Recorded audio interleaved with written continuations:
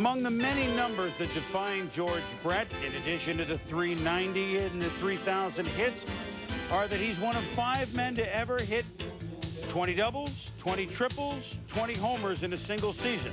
That happened in 1979. It hadn't happened since Willie Mays, the last year of the New York Giants, did it in 1957. George Brett, for 20 years, excelled and made sure that everybody around him felt important. I know, because he made me feel that way, which is why it was a treat for me to visit with George recently.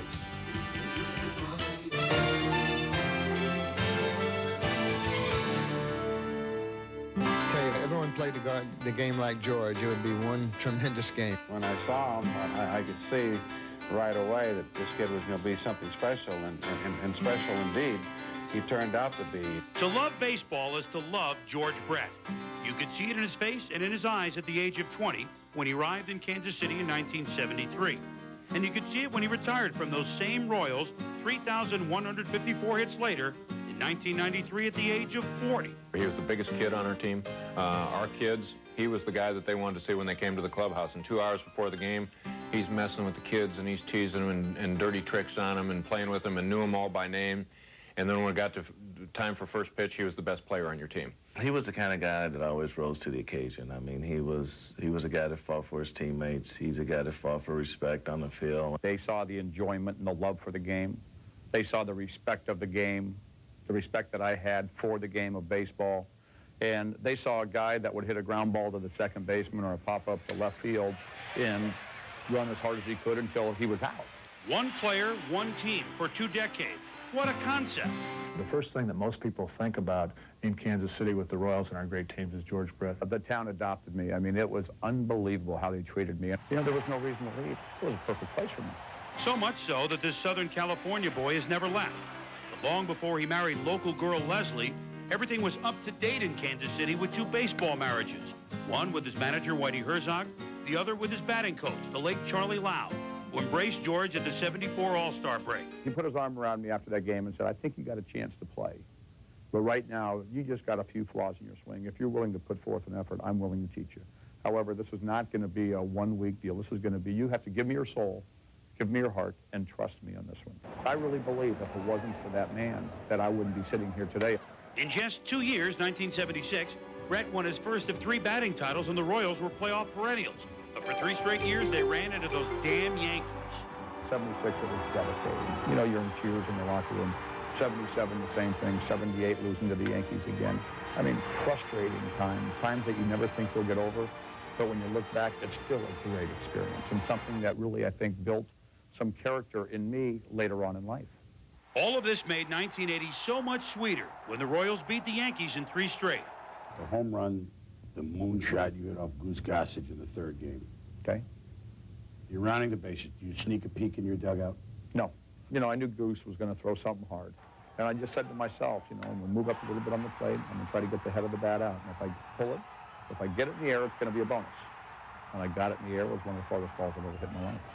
Although a World Series win was not in the cards against the Phillies, a run at history sure was. It was September, and Brett was hitting above 400. When I hit, I didn't hear the crowd. I didn't feel the weather. I didn't feel the coldness or the sweat, you know, the heat. A lot of times, I didn't even know what pitch I hit. It was one of those days in Milwaukee where it can get really cold when the wind was coming in off the lake. I remember George hitting that night with no batting gloves on. And by the end of the night, he had gone 5 for 5. And as the scoreboard flashed, congratulations, George, you've just raised your average to 407. And I know that we're closing in on the end of the Major League season, and I'm just sitting out there in the field shaking my head at this guy. It was very, very impressive. He'd come on one day and you know, he looked like he needed a shave. He hadn't slept all night, and then he'd go out there in 95-degree heat in this turf, and he'd get 4 hits, and you never even know. I mean, he was just that good. I mean, he was the best clutch hitter I think I've ever seen. He finished at 390, still the highest full season average since Ted Williams hit 406 in 1941. In '83, it was the Yankees again, with a different twist. My friend Goose Gossage is pitching again. And he threw a fastball up and in, and I showed him the swung at the pitch. It was going to hit me in the chin if I didn't hit it. And parked it in the right field seat. And God, what was that Yankees manager name? I can never remember his name. Well, of course, I went a little berserko. Brett is out. And, He's steaming mad. and having to be forcibly restrained from hitting plate umpire Tim McClellan. A defining George Brett moment? Forget the pine tar. Try down 2-0 to Toronto in the 1985 ALCS. To come into game 3 at home, hit a home run my first at bat off Will Alexander. I hit a 2-run home run in the 5th or the 6th inning to left center to tie the game at 5, and scored the winning run in the bottom of the 8th, and catching the top to end the game was the best game I've played by far, in the most crucial situation at that time. Even though we went on to lose game 4. But they won games 5, 6, and 7. And in the All-Missouri series, they came back to win games 6 and 7 against St. Louis. After all the work, Brett and the Royals were finally champions. One of the greatest feelings I've ever had in a baseball uniform. Because, you know, when you win a World Series, everybody in uniform feels the exact same way as you do. What was left individually? The quest for 3,000 hits. Late in the 92 season, back in the shadows of where he grew up in Anaheim. Now, I've kind of pictured this, that something that is that magical, that number, obviously you're not going to do it your first attempt at it. Because you're going to get up there and you're going to be so tense and thinking about it. And I got up there and I was the most relaxed I've ever been in my life. George Brett with a 4-for-4 night in Southern California has his 3,000th hit. What would you like, or what do you think, George, your legacy is? A gamer, someone that respected the game of baseball and had fun. I don't think anybody had as much fun as I did playing, on or off the field. I had a blast.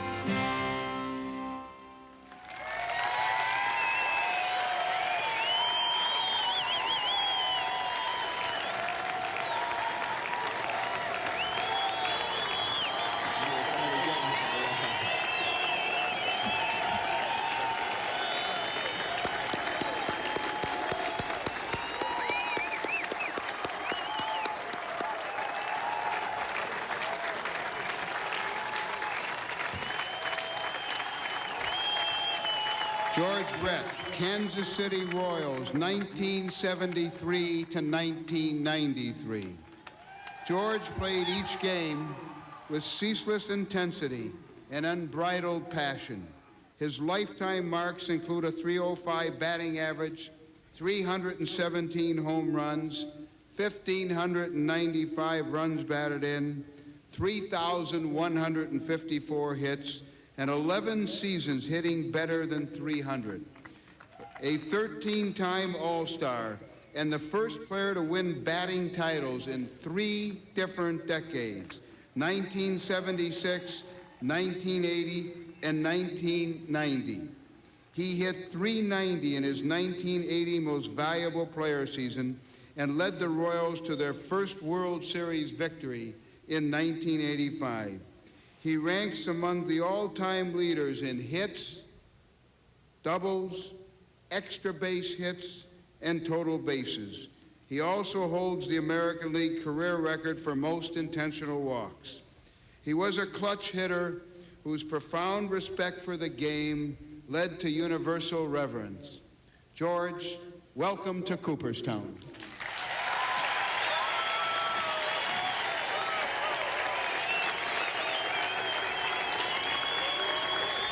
Thank you.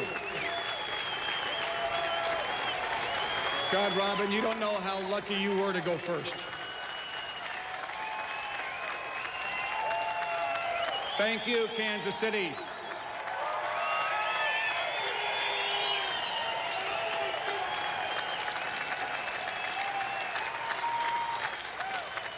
I have been sitting in the hot seat over here for about 2 hours, wondering if I was going to be able to get through this thing. I saw Robin get through brilliantly and the other inductees, and hopefully I'll be able to do a job as well as they have. But obviously it's a big thrill for me to be here today. First of all, I would like to thank the Baseball Writers of America for their overwhelming support in naming me into the Hall of Fame this year. I dreamt the same way Ryan did, or Nolan did, and I dreamt the same way Robin did. And this is a dream come true. I would also like to thank the staff of the Hall of Fame for making me and my family feel so welcome, all the kindness that you've given us. You are truly, and I mean this, you are truly the game's caretakers, and you're doing a wonderful job.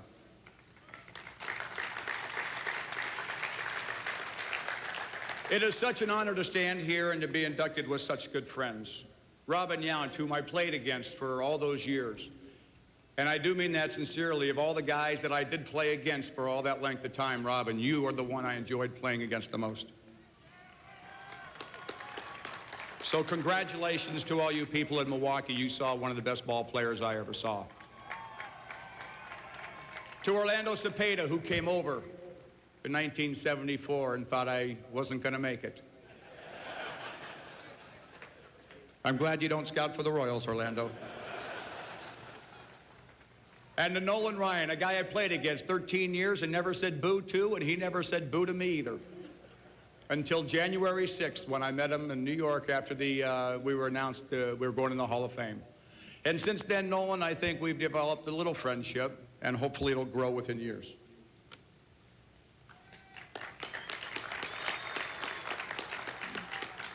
Today concludes a long journey that has taken me from Southern California throughout America. And I very honestly stand humbly before you today in Cooperstown. As with any journey, I have been helped by so many people. That is why this induction is so special to me. I get to stand here and thank the many, many people who have helped me over my career in many different ways besides just playing baseball. I have always believed we live with our friends, not our accomplishments. I haven't accomplished one thing in baseball since I retired, but I still have a lot of friends. I think it all started in 1971. My high school coach, John Stevenson, I think taught me how to be a winning ball player. He taught me what it's like to be on a winning team day after day. And John, I really think that helped me through my career. Rosie Gilhousen, the scout that signed me, who called the Kansas City Royals and said, you know, I have this little skinny shortstop, 5'10", 165 pounds.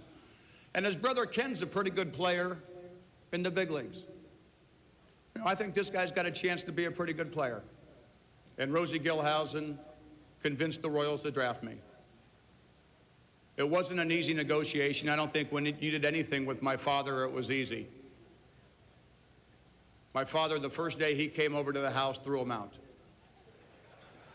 And he came back a few days later and gave me a little bit more money, but not much. But my brother Bobby gave me the best advice I gotten that day. If you think you're that good, what are you worrying about the money now? There's a lot more money to be made in baseball. He was right. The managers that I played for in the major leagues were very instrumental. From Jack McKeon, I remember my rookie year, always had a smile on his face. The game wasn't life or death. Dick Hauser, who managed us.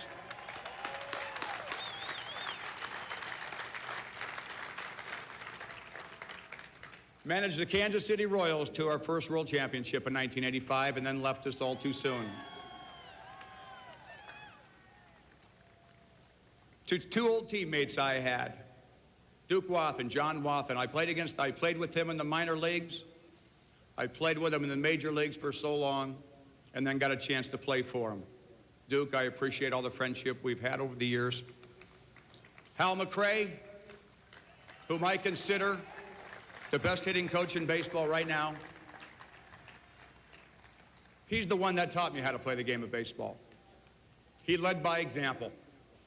He ran balls out, he slid into second, tried to break up double plays. He stretched singles to doubles, doubles to triples.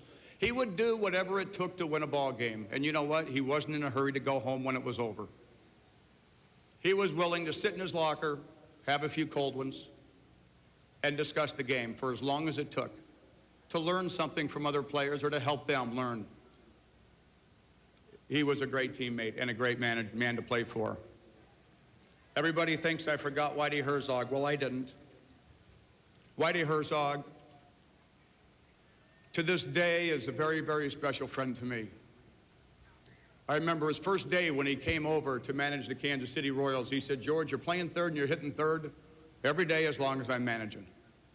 Prior to that, I was hitting sixth or seventh or first or third. You know, it didn't matter. But he showed some confidence in me, and that gave me stability as a major leaguer. And not only that, Whitey, all those home-cooked meals you gave me when I was single and needed a home-cooked meal once a summer. The hunting trips, the fishing trips, the golf games that we had. You're a very special man. I'd like to thank the Kansas City Royal organization for their support over so many years. I signed with them in 1971, and I'm still with them. Hopefully, I'll be with them for a long time.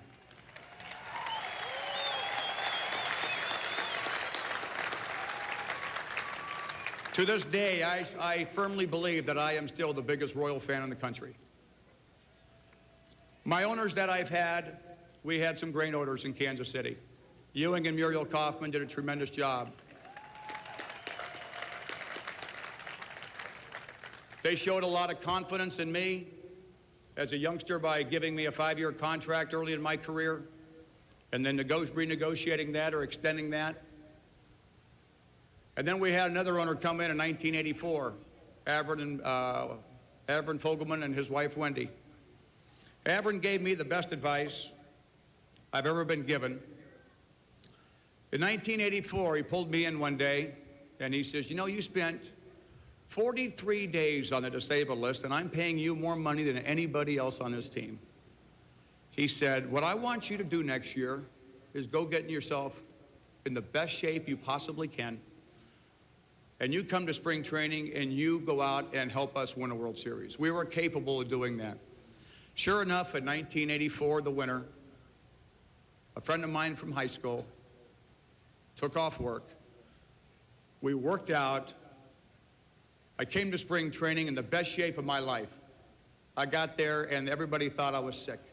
They said, George, you're too skinny, gain 10 pounds. Well, you know what? I gained about 5 back all summer and had the best year I had, and we won the World Series.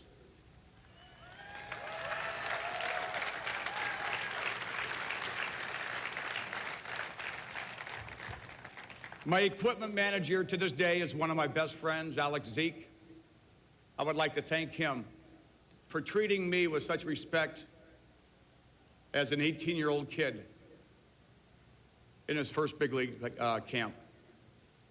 Your friendship means the world to me today, Alex. And there's been a guy that's been family to not only myself, but to all my brothers, my mother. He's the godfather of one of our children, Arthur Richmond. Thank you, Arthur, who's now an executive with the New York Mets.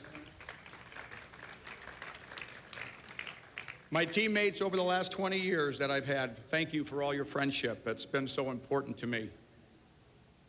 You all have made such an impact on my life, but not only as a player, but as a man. There is one that stands out.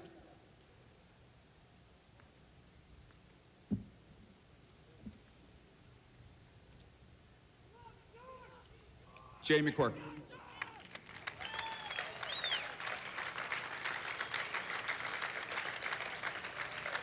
Thanks. Charlie Lau was my hitting coach in 1974. At that time, I was hitting 200 with 200 at-bats at the All-Star break. He put his arm around me and he said, George, I think you got a chance to hit, but you're going to have to change a few things. I said, well, what do you have in mind? And he said, well, I'll tell you what. We have 2 days off for the All-Star break. We have practice at 5 o'clock on Wednesday, and then we're going to jump on a plane and fly to Baltimore.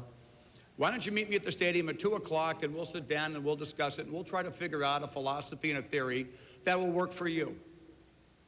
Well, we got out there, and we looked at video of players that he's helped before and other players that he wanted to maybe model myself after.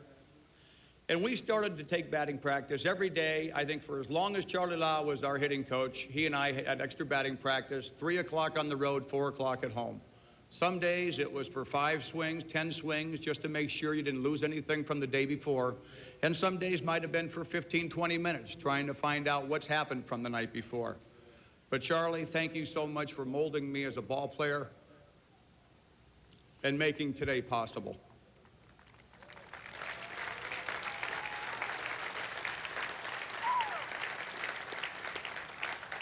I ran into little Charlie yesterday, and he gave me this New York Yankee ring to wear. Charlie, I can't do it. I don't like those Yankees still.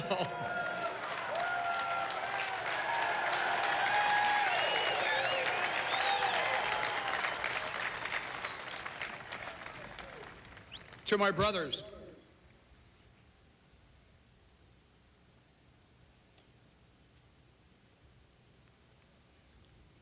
you know, sometimes I wonder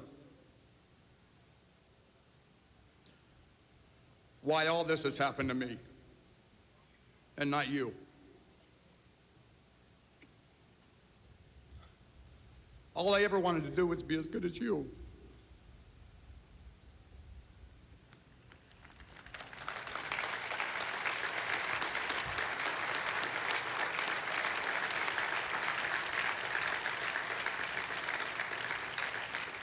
Right now, I wish it was one of you, believe me. But I know the respect you all have for the game. And I know how hard, I know you know how hard it really is to play. So thank you for all your support.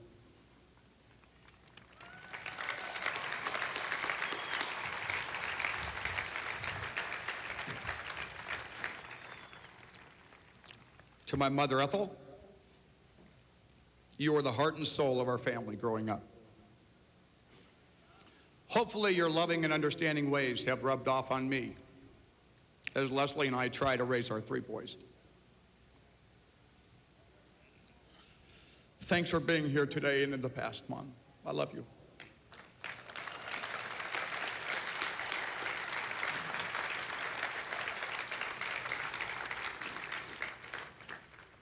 And to my father, who passed away in 1992, prior to me getting 3,000 hits and right after I had gotten married. He's never seen his grandchildren, at least my three boys. But growing up, sometimes I misunderstood your tough and dominant ways, Dad. But as I've grown up, I have realized what your goals were. For me and my brothers, never to be content and to be tough competitors. I think we all learned well from you. Thank you.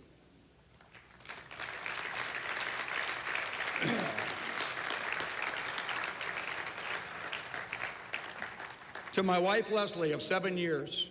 Now, I didn't get married. I was a bachelor playing in the major leagues till I was 38 years old.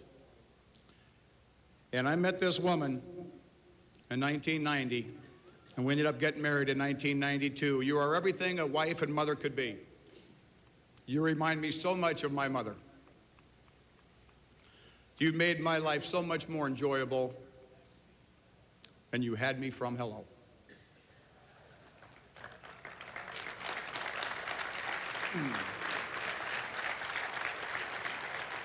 To my three boys, Jackson, Dylan, and Robin, you've given me such great joy. Whatever you choose to do in life, sons, I only hope you have the Brett work ethic. Strive to be your best, and I will always try to be there for you. And the fans of Kansas City,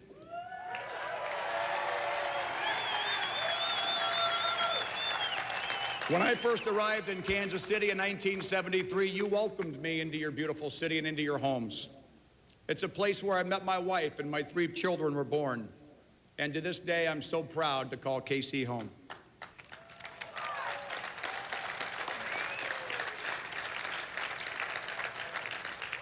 Many of you have made this trip, and I really appreciate that. I know Cooperstown is a long way from Kansas City. Also, it is my understanding right now in Kansas City, they are showing this on the Jumbotron, live. And I cannot thank you people enough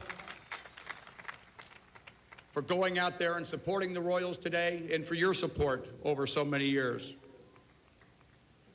I have so much to be thankful for, and the people of Kansas City have made it possible for me. My brother Ken played on what, 11 or 12? 10 or 11 teams in a 12-year career. And he said he wouldn't change places with anybody because he's met so many wonderful people. Well, I've met that many wonderful people in Kansas City. So thank you.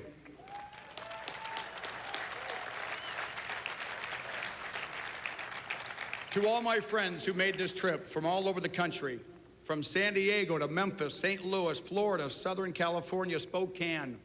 I even had a friend of mine flying with his wife and 2 daughters from Honolulu. That's a long flight. I can't thank you enough for coming out here and sharing this moment with myself and my family. And to everybody here, thank you for making this weekend such a wonderful and unforgettable night. I will never, ever forget the last 3 days. Thank you.